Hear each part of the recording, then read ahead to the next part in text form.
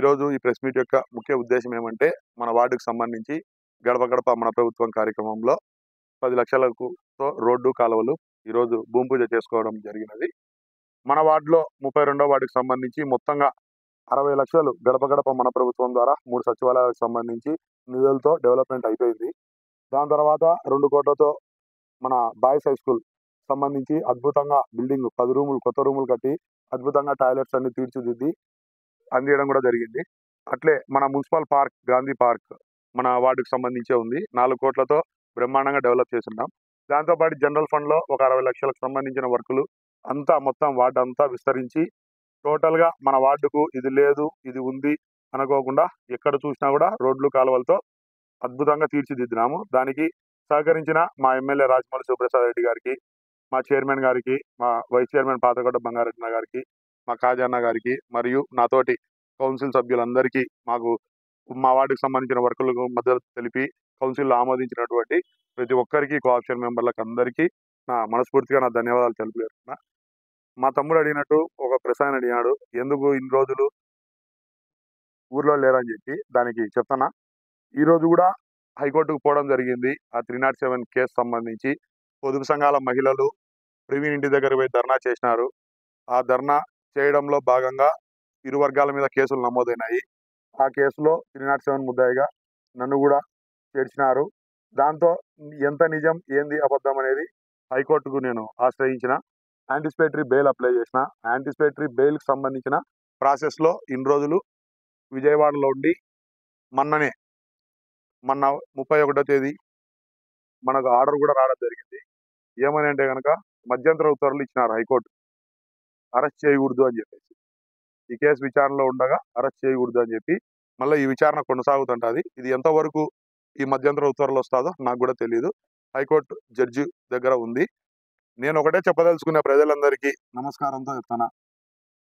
నేను వేరే వేరే పార్టీలకు సంబంధించి తేరగా వచ్చే ఇన్ఛార్జ్ పదవులతో నేను ఇక్కడ లేను.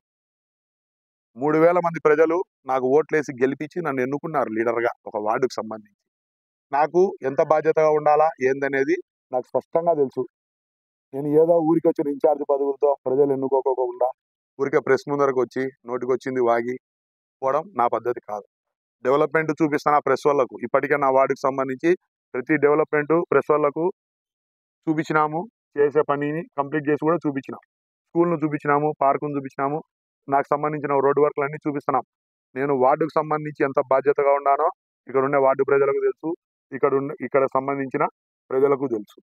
రెండోది, నన్ను నమ్ముకున్న ప్రజలు, నాకు ఓట్లేసి గెలిపించిన ప్రజలకు నేను ఎప్పుడూ అందుబాటులో ఉండాలా అనేది నా కోరిక. దానికి తగ్గట్టే ఈ రోడ్డు కూడా 10 రోజుల ముందరే మనం భూమి పూజ చేసుకోవాలా. కాకపోతే నా మీద వచ్చిన ఆరోపణలు నేను నిరూపించుకోవాలి కాబట్టి కొద్దిగా టైం తీసుకొని యాంటిసిపేటరీ బెయిల్కి పోయినాను. ఆ హైకోర్టు ఆశ్రయించినాను. హైకోర్టు చూసి మధ్యంతర ఉత్తర్వులు ఇచ్చింది. ఇంట్రీమ్ ఆర్డర్స్ ఇచ్చినారు, స్టే ఇచ్చినారు అరెస్ట్ చేయకోకుండా. ఈ కేసు విచారణలో ఉంది కాబట్టి దీని గురించి ఎక్కువ మాట్లాడేది మంచిది కాదు. ఎందుకంటే ఇది కోర్టులో ఉంది కాబట్టి. తర్వాత దీని గురించి ఏం చెప్పాలో అంతా చెప్తా, విషయం అంతా. కొంతమంది నాయకులు మాట్లాడినారు. అందరికీ అట్టిపండు ఒలిచి నీట్గా నోట్లో పెట్టి వివరణ చెప్పి అర్థమయ్యే విధంగానే అందరికీ వివరణ ఉంటుంది. కాబట్టి ఈ కేసులో ఎంత బలం ఉంది ఏమనేది మొన్నటితో నిరూపణమైంది. నాకు స్టే వచ్చింది అరెస్ట్ చేయకోకుండా.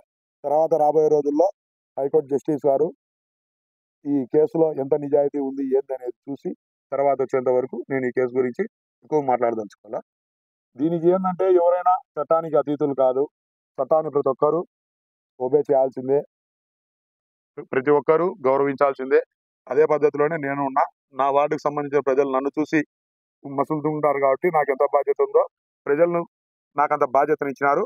ఆ ప్రజల కోసం నేను ప్రతిదీ మా వార్డుకు సంబంధించి అభివృద్ధి పనిలో పాల్గొంటున్నా. ఈ 7 రోజులు ఆలస్యం అయ్యి ఇక్కడ కొద్దిగా ఇన్కన్వీనియన్స్ కావడానికి వాళ్ళకు ప్రత్యేకంగా నా క్షమాపణలు చెప్పుకుంటున్నా మా వార్డు ప్రజలకు. 7 రోజులు ఆలస్యమైనందుకు.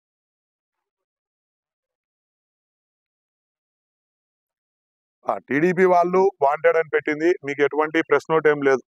పోలీసులు వాళ్ళు కానీ, డిఎస్పీ వాళ్ళు కానీ, ఏఎస్పీ కానీ, సిఐలు కానీ ఎక్కడన్నా ప్రెస్ నోట్ పెట్టి మీకు ప్రెస్కు రిలీజ్ చేస్తే కనుక అది వాంటెడ్ అని చెప్పి. టీడీపీ వాళ్ళు ఒకరే, వాళ్ళు దురుద్దేశంతో నా మీద అక్కసతో, నా మీద ప్రేమతో మా బిల్డప్ బాబాయ్ చేసిన ఉద్దేశపూర్వకమైన వాంటెడ్ అని. మా బాబాయికి నన్ను చూడబుద్ధి అవుతుంది, ఏమన్నా వాంటెడ్ అని రాసినాడేమో నాకు తెలియదు. అది పోలీసులు ఇచ్చిందైతే కాదు ప్రజలారా, ఇది మీరు దయచేసి అందరు గమనియాలి. వాళ్ళకి ఇచ్చినట్టు నాకు ఈలే, వాళ్ళకు సపరేట్ గా ప్రెస్ మీట్ పెట్టి ప్రెస్ నోట్ ఇచ్చినారు, పలానా వాళ్ళు కనపడ్డంలే పలానా హత్యాయత్నం కేసులో అని చెప్పి ఇచ్చినారు. దానికి సంబంధించి వాంటెడ్ నోటీసులు పోలీసు వాళ్ళు ఇచ్చినారు. నా వాంటెడ్ నోట్స్ వచ్చి మా బిల్డప్ బాబాయ్ నా మీద అభిమానంతో ఇచ్చినారు. మళ్ళీ మరుసటి రోజు కూడా నేను కొన్ని దాంట్లో చూసిన, అతను కూడా వాంటెడ్ అని చెప్పి వాళ్ళిద్దరిది పెట్టి కొన్ని అట్లా కూడా సర్క్యులేట్ అయినాయి. ఇట్లా వాంటెడ్ అని ఎవరి పాటికి వాళ్ళు ఇస్తా పోతే పోలీసుల ప్రమేయం లేకోకుండా ఇది ఎక్కడికో దారి తీస్తారు. అది మంచి పద్ధతి కాదనేది నా అభిప్రాయం.